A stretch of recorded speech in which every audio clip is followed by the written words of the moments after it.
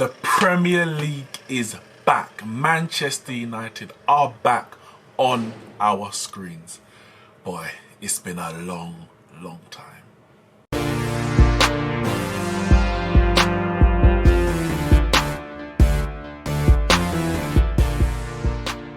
Yes, guys, the Premier League is back. We've seen 2 games already. Aston Villa versus Sheffield United and Manchester City versus Arsenal.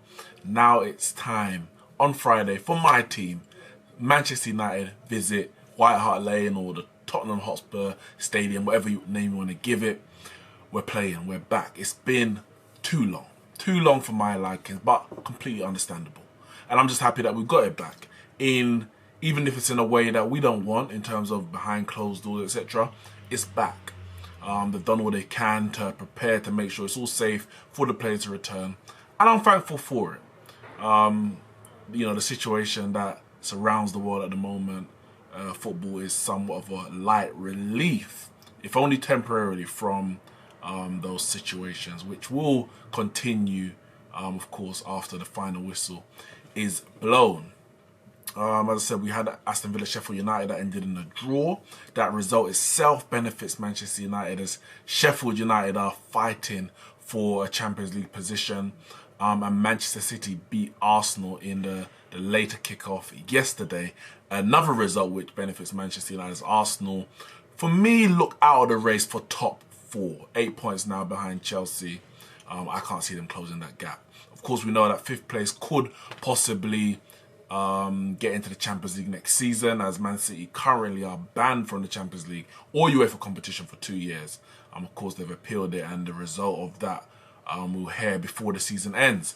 But as far as Man United go, yes, we were supposed to play Spurs back in March. After we beat Man City in the derby, we're through in the FA Cup after beating Derby, thumped Lask 5-0 in the first leg of the last 16 of the Europa League, and I was all ready for Spurs. I was so confident we'd get this win. Full steam ahead, Champions League football, because our running is, what you might say on paper anyways, one of the easier of all the rivals for the Champions League positions, including Leicester. Really, from 3rd down, we've got on paper the easiest in terms of position of the opponents. Other than Spurs, we've got Sheffield United at home, and last game of the season we've got Leicester away. We beat them 1-0 at home earlier this season. Unfortunately, for, as I said, the reasons that we all know, Premier League football was cancelled and suspended at that point, so we weren't able to play that game. Spurs themselves at the time were ravaged with injuries. Kane, Son, Bergwijn, Sissoko, to name but 4. They were all out injured, and these are key players for Spurs. Even though we had Pogba and we had Rashford out, I was confident the form and the quality of players, Bruno Fernandes, his impact in the team, I was confident we'll get that win. Now it's not as easy. It's not going to be as easy. A lot of things can change over this period. We don't know how sharp everyone is going to be coming back. We played 2 friendlies, 2 60-minute friendlies against West Brom. We won 1, lost 1. Players got some good minutes in their legs. The likes of Rashford, I heard, were on fire, had been on fire this whole training period up until now. Pogba and Bruno Fernandes, they linked up. I saw one clip of an actual link up on the pitch. And I'm excited to see it. Excited to see what these 2 quality players in Fernandes and Pogba can produce. And I'm excited to see Rashford back on the pitch. 15 goals in the league this season. His best season in the Premier League by far. Best season in all competitions by far. And it looked like he was going to miss the rest of the season and miss out on at least a 20-goal season, if not more, in the league, that is. And, you know, by the grace of God, by everything that's happened, the league has been delayed. And he is able to be fit and hopefully firing for the rest of the season. So I'm happy for him. I'm happy that he's here to be able to give us the boost that we need and the quality that we need to hopefully see us over the line in the race for top 4. Pogba Bruno link up for me is the most exciting thing I want to see this game and for the remaining 9 games this season. For me, I think every Man United fan would say, yeah, Pogba and Bruno play. The question is, who's the other? So in terms of this Spurs game, for me, I'm going David De Gea in goal, of course. I would go Luke Shaw, Wan-Bissaka as the fullbacks, Harry Maguire, and I would like to see Eric Bailly. I think with the pace of someone like a Son and Bergwijn, Moura, I would prefer him beside Harry Maguire than Victor Lindelof. We'll have to see if Solskjaer goes for that as well. He has liked the partnership of Lindelof and Maguire, but I think what Maguire and Bailly did, for example, against Chelsea in the FA Cup, Bailly looked so good when he came in. I would like to see that partnership, and going forward, I think it's a good matchup. I'll go to the forward line first. I would personally go Rashford on the left, Martial up front.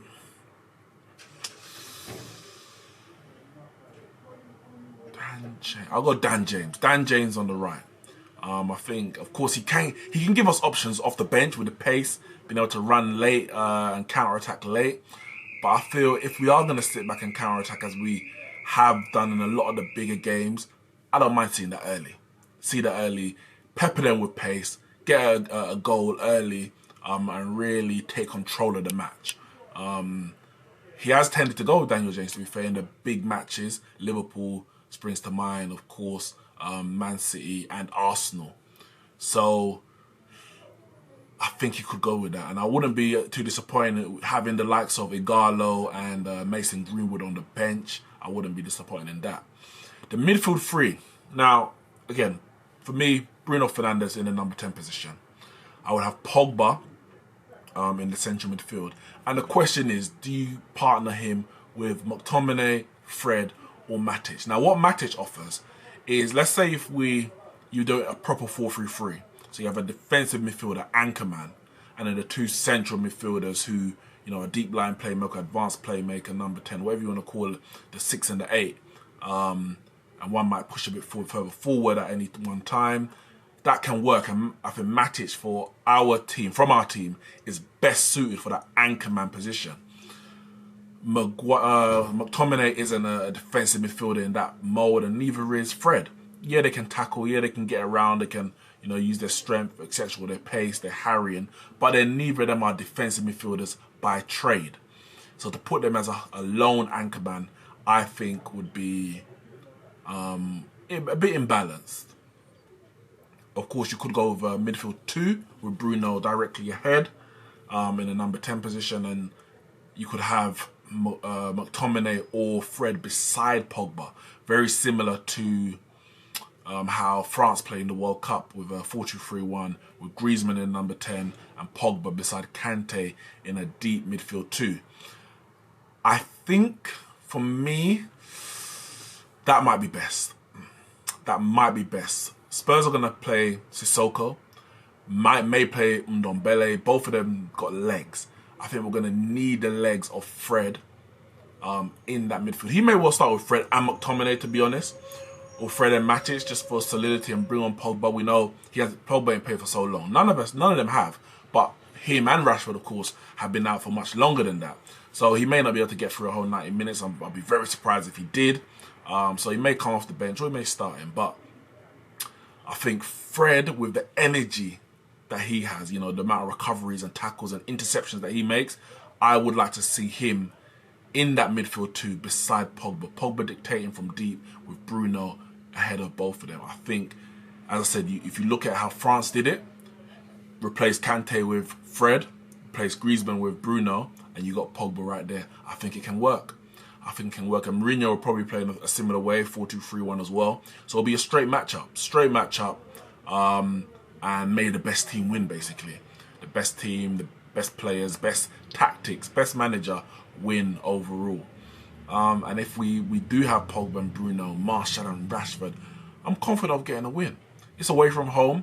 We know, however, that the home advantage hasn't been what it would have been with fans. If you look at just, for example, the Bundesliga results, the away teams are getting so many more goals and wins than they would under normal circumstances. So we have to use that to our advantage. Use Tottenham's disadvantage to our own advantage, and really take the game to them. It'll be interesting to see what Spurs actually do in terms of the way they're going to play. Obviously, Jose might just revert to type in terms of his counter-attacking football.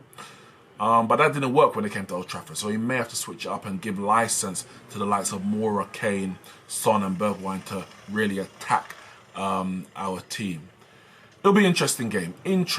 I'm happy just to see the boys back firing. I think if we get a win, top four for me is really there for the taking.